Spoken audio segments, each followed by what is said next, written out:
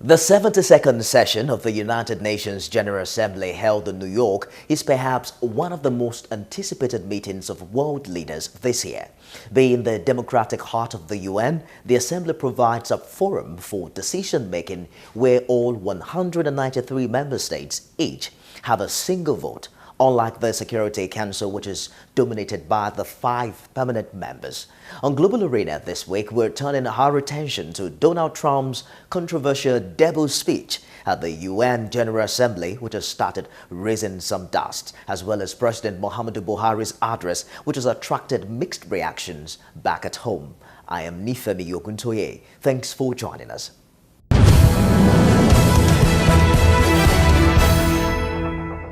Welcome back. It was Donald Trump's debut appearance at the United Nations General Assembly, an organization he had sharply criticized as presidential candidate. His speech, no doubt, was one of the most anticipated on the hunger agenda in New York. Trump did not disappoint as he came down hard on the leadership of Iran, Venezuela and Cuba, denouncing socialism and condemning uncontrolled migration in his 41 minutes address. Perhaps his biggest moment was calling North Korea's leader, Kim Jong-un, a rocket man on a suicide mission, threatening that the United States will totally destroy the country if it fails to stop its nuclear program. The United States has great strength and patience, but if it is forced to defend itself or its allies, we will have no choice but to totally destroy North Korea. Rocket Man is on a suicide mission for himself and for his regime. The United States is ready, willing, and able, but hopefully this will not be necessary.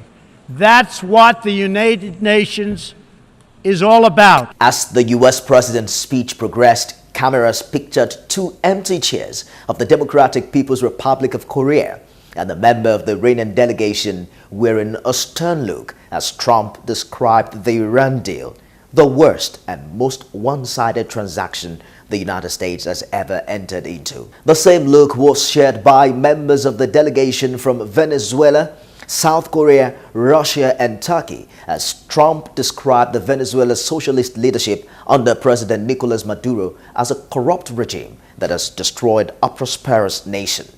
However, the Israeli Prime Minister Benjamin Netanyahu and his wife Sarah Netanyahu, as well as the country's ambassador to the United Nations Danny Danon, were all smiles, with Netanyahu later saying he had never heard a bolder or more courageous speech in his time at the UN. Others who have reacted is Iranian Foreign Affairs Minister Javad Zarif, who said on Twitter that Trump's ignorant speech belongs in medieval times, not the 21st century UN. Venezuelan Foreign Minister George Arieza, also under attack, rejected what they called threats. We do not accept threats from President Trump or whomever in this world. We are a people of peace. Meanwhile, President Muhammadu Buhari, in his address to the United Nations General Assembly, has reiterated his faith in democracy and good governance while urging diplomatic efforts in resolving the North Korea crisis. The most pressing threat to international peace and security today is the accelerated nuclear weapons development program by North Korea. Since the Cuban Missile Crisis of 1962, we have never come so close to the threat of nuclear war as we have now. Mr. President, Nigeria proposes a strong United Nations delegation to urgently engage the North Korea leader. The delegation, led by the Security Council, should include members from all the regions.